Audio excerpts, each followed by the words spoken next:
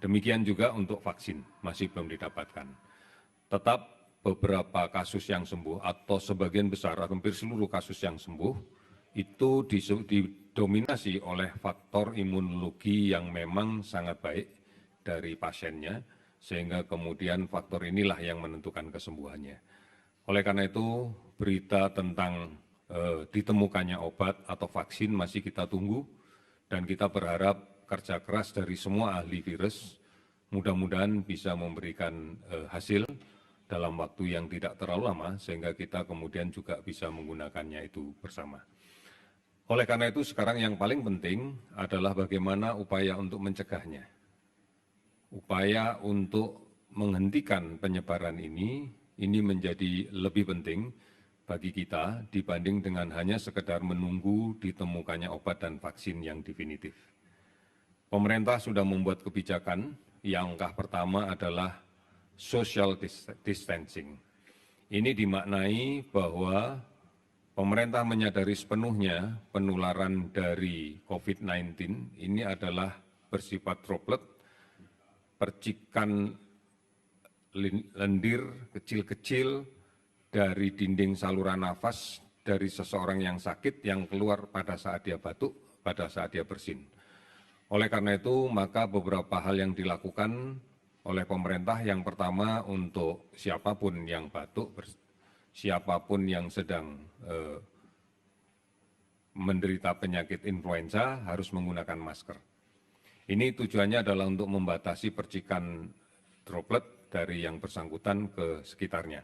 Kemudian yang kedua adalah mengatur jarak antar orang agar kemungkinan untuk tertular penyakit ini bisa menjadi rendah. Ini artinya implikasinya adalah bahwa pertemuan-pertemuan dengan jumlah yang cukup besar dan memungkinkan terjadinya penumpukan orang dengan social distancing dengan jarak yang kurang dari 1 meter akan sangat mungkin terjadi. Oleh karena itu sangat dipentingkan untuk disadari bersama dari seluruh komponen masyarakat untuk tidak melaksanakan kegiatan-kegiatan yang mengerahkan banyak orang dalam satu tempat yang tidak terlalu luas dan menyebabkan adanya kerumunan. Ini adalah upaya yang sangat efektif untuk mengurangi sebaran. Oleh karena itu, social distancing harus diimplementasikan dalam kehidupan sehari-hari, baik di dalam lingkungan kerja apabila memang tidak memungkinkan bekerja dari rumah, ataupun di kehidupan rumah tangga juga, apabila ini bisa dilakukan dengan baik.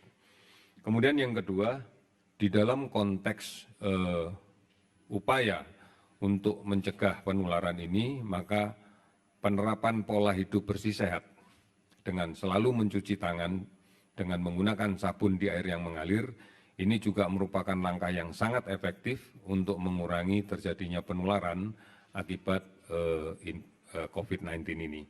Ini adalah gerakan-gerakan yang saat ini semestinya harus mulai kita budayakan.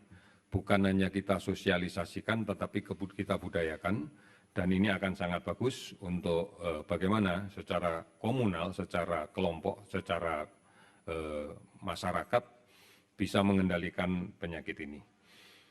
Kemudian yang berikutnya adalah melakukan pencarian untuk orang yang mengidap penyakit ini positif, agar tidak menjadi sumber penularan di masyarakat.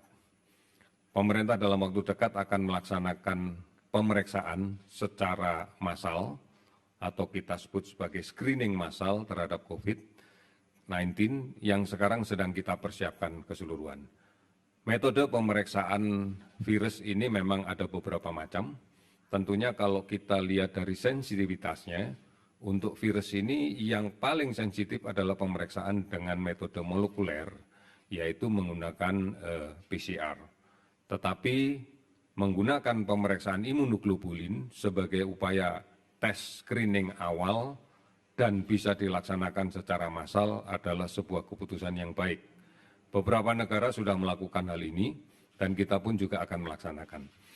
Tujuannya adalah untuk secepat mungkin bisa kita ketahui tentang kasus positif yang berada di masyarakat. Tujuannya adalah untuk kemudian melaksanakan isolasi sudah barang tentu nanti kita akan bisa mendapatkan kasus positif yang cukup banyak, namun tidak seluruhnya dimaknai harus masuk ke rumah sakit. Pada kasus positif dengan tanpa gejala atau kasus positif dengan gejala yang ringan, tentunya akan diedukasi untuk melaksanakan isolasi diri, self-isolation, yang bisa dilaksanakan secara mandiri di rumah, tentunya dengan monitoring yang dilaksanakan oleh puskesmas atau petugas kesehatan lain yang sudah disepakati. Atau juga kita sudah mengembangkan bagaimana kemudian bisa melaksanakan konsultasi tentang kondisi kesehatannya melalui aplikasi online Halodoc misalnya. Ini yang akan kita desain sehingga screening massal, pemeriksaan secara massal itu harus diikuti dengan langkah-langkah sosialisasi, edukasi tentang bagaimana melaksanakan isolasi diri, self-isolation, dan ditambah dengan sarana untuk bisa melakukan monitoring dengan baik dan konsultasi secara virtual dengan menggunakan aplikasi Halodoc dan aplikasi yang lain yang mungkin nanti akan lanjut kita akan kembangkan. Inilah beberapa hal yang kita laksanakan di dalam konteks untuk bagaimana rapid test secara massal akan kita siapkan. Sudah barang tentu di dalam self monitoring atau pada saat rapid test massal ini kita temukan kasus positif, disertai gejala-gejala moderat, gejala-gejala sakit yang sedang, maka tetap harus dilakukan konfirmasi dengan menggunakan pemeriksaan PCR. Karena ini menjadi penting. PCR memiliki sensitivitas yang jauh lebih tinggi dibanding pemeriksaan rapid. Tetapi pemeriksaan rapid ini adalah dalam rangka untuk meyakinkan masyarakat apakah dirinya tertular atau tidak. Dan apabila tertular bukan dimaknai bahwa dirinya harus dirawat di rumah sakit.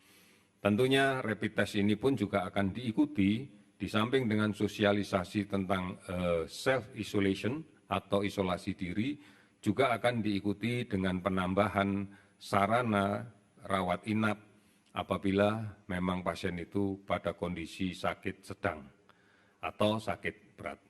Ini beberapa langkah yang harus kita lakukan secara terus-menerus, simultan, dan kemudian nanti inilah yang akan menjadi upaya kita di dalam upaya pengendalian penyakit. Kemudian yang terakhir saya akan menyampaikan tentang perkembangan kasus baru yang kita dapatkan terhitung mulai tanggal 18 pada pukul 12.00 WIB kemarin sampai dengan tanggal 19 Maret pukul 12.00 pada hari ini. Ada beberapa penambahan kasus baru yang sudah terkonfirmasi positif, diantaranya 1 di Provinsi Bali. Mohon maaf, ada beberapa hal yang ingin saya sampaikan. 1, yaitu di Provinsi Bali, hari ini tidak ada penambahan kasus, namun masih ada kasus yang kemarin kita rawat, sehingga akumulatif kasus di Bali adalah ada 1 orang. Provinsi Banten ada penambahan kasus pada hari ini sebanyak 10 orang, sehingga akumulasi kasus menjadi 27 orang. Kemudian DIY ada penambahan kasus baru sebanyak 2 orang, sehingga akumulasi kasus menjadi 5 orang. Untuk DKI Jakarta ada penambahan kasus sebanyak 52 orang, sehingga total kasus akumulasi menjadi 210 orang. Kemudian Jawa Barat ada penambahan kasus 2 orang, sehingga total kasus menjadi 26 orang. Kemudian Jawa Tengah ada penambahan kasus 4 orang, sehingga total kasus menjadi 12 orang. Jawa Timur ada penambahan 1 kasus, sehingga total kasus menjadi 9 orang. Kalimantan Barat tidak ada penambahan kasus, jumlahnya tetap 2 orang akumulasinya. Kalimantan Timur ada penambahan 2 kasus sehingga jumlah totalnya menjadi 3 orang. Kepulauan Riau ada penambahan kasus 2 sehingga total menjadi 3 orang. Sulawesi Utara tidak ada penambahan kasus, tetap 1. Sumatera Utara ada penambahan kasus 1 sehingga jumlahnya menjadi 2. Sulawesi Tenggara ada 3 kasus baru sehingga akumulasi jadi 3. Sulawesi Selatan ada 2 kasus baru sehingga jumlahnya menjadi 2. Lampung tidak ada penambahan kasus, tetap 1. Kemudian Riau ada penambahan 1 kasus sehingga jumlahnya 2. Total kasus pada hari ini adalah 309 orang. Dari jumlah itu keseluruhan, maka ada kasus yang sudah 2 kali diperiksa negatif, ada penderita yang di follow up dan sudah 2 kali negatif dan dinyatakan sembuh. Untuk DKI Jakarta bertambah 4 orang yang dinyatakan sembuh, sehingga totalnya menjadi 13. Kemudian total keseluruhan kasus yang sudah sembuh adalah 15 orang. Kemudian untuk jumlah kasus yang meninggal, ada penambahan jumlah kasus meninggal di DKI sebanyak 5 orang, sehingga jumlahnya menjadi 17 orang. Kemudian ada penambahan kasus di Jawa Tengah, 1 orang meninggal sehingga jumlahnya menjadi 3. Oleh karena itu kemudian kita lihat dari kematian yang kemarin di Bali 1, Banten 1, kemudian DKI Jakarta menjadi 17, kemudian Jawa Barat 1, Jawa Tengah 3, Jawa Timur 1, dan kemudian Sumatera Utara 1, maka total kasus kematian adalah 25%. Total kematian 25% ini kurang lebih adalah sekitar 8% dari total kasus yang kita rawat.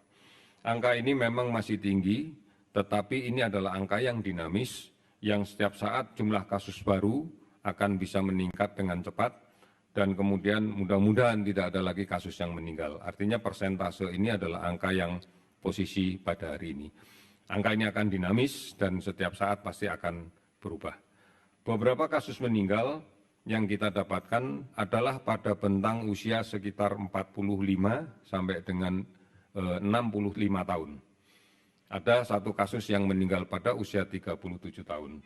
Kalau kemudian kita perhatikan faktor yang lain, maka hampir seluruhnya memiliki penyakit pendahulu atau komorbid, dan sebagian besar adalah diabetes, hipertensi, dan kemudian penyakit jantung kronis. Beberapa di antaranya adalah penyakit paru obstruksi menaun. Ini yang kami laporkan pada hari ini. Untuk total kasus sekarang terlaporkan ada 309 dan yang sudah sembuh ada 15 orang dan yang meninggal 25 orang. Terima kasih, selamat sore.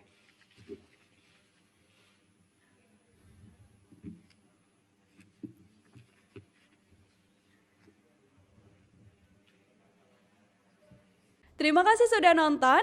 Jangan lupa like, subscribe, dan share ya.